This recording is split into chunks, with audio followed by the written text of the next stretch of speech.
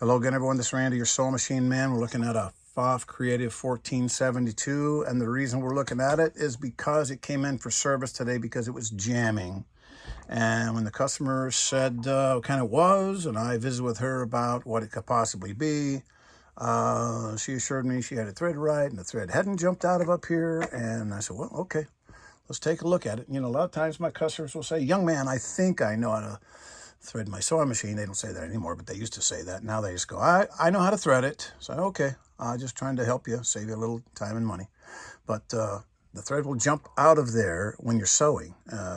It's one thing to have it seated properly by going through the, raise the presser foot, go through the threading procedure, lower it, pull, feel the resistance, that's one thing. But when you're sewing along and it jumps out, and it'll jump out, let's say your needle is in the down position, and you say, well, I'll just lift my needle, so I'll turn the hand wheel away from me instead of toward me.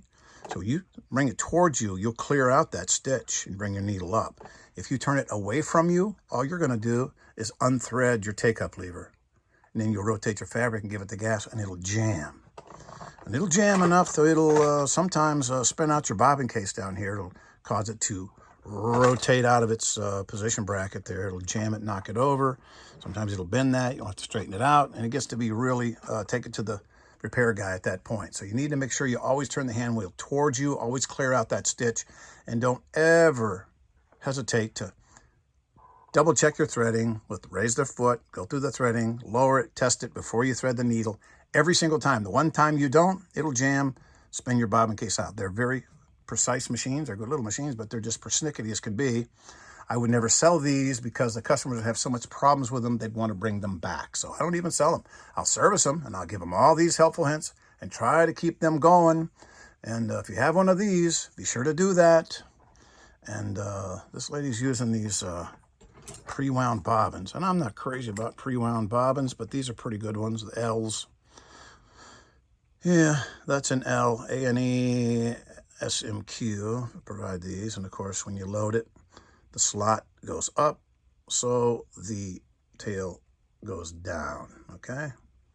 That's the wrong direction, because that's going clockwise. We want to go counterclockwise, because the slot is going up. So we'll pull this down, put our thumb on it, take it out the top. It goes up, so it goes down. Let me show you that.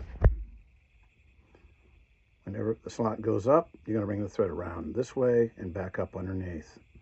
It's not clockwise or counterclockwise that you're concerned with. It's slotwise. Which way is the slot going? See the slot right there. Put some white behind it. The slot goes to the right. So you bring it down like that. Bring it up the top. And away you go, like so. And you put it in...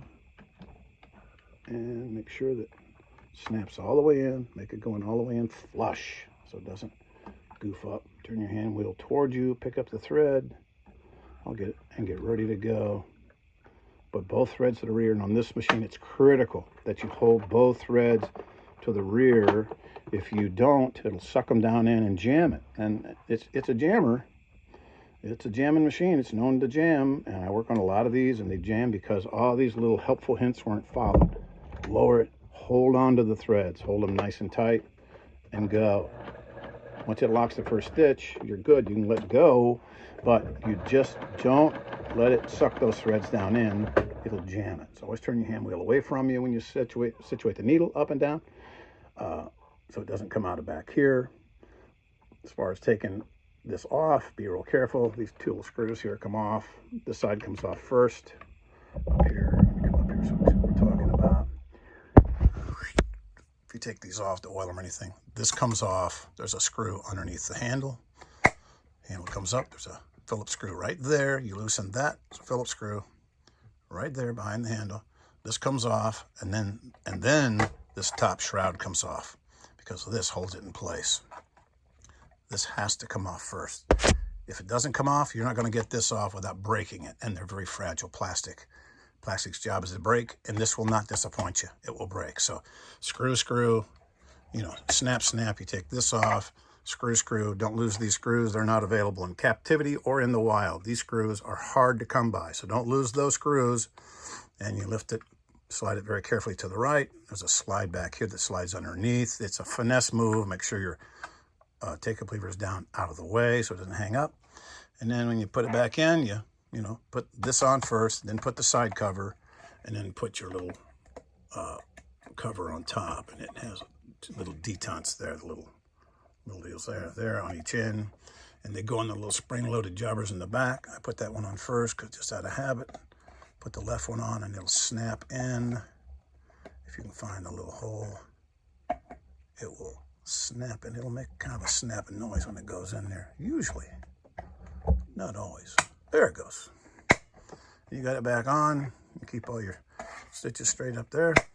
I had this tension set on 4.5, and the bottom is barely perceptible tension. It doesn't run with a lot of tension. They're very, very light. It's a nice little machine. If you got one, you know, what the heck. Folks buy extras online so they can have it, because nobody's going to be able to fix them for you. It's kind of an obsolete platform. If your electronics goes out, well, it's been nice knowing you. Grab another one. They're disposable at this juncture, so I don't know any FOF dealers anymore that are even around. They've basically ceased to exist as far as a FOF dealer. If you can find one who knows how to do all this stuff, good for you. But for now, just take it for what it's worth, and be careful, do all those things so it doesn't jam, and you'll have a pretty good little machine. FOF Creative 1472. Thanks.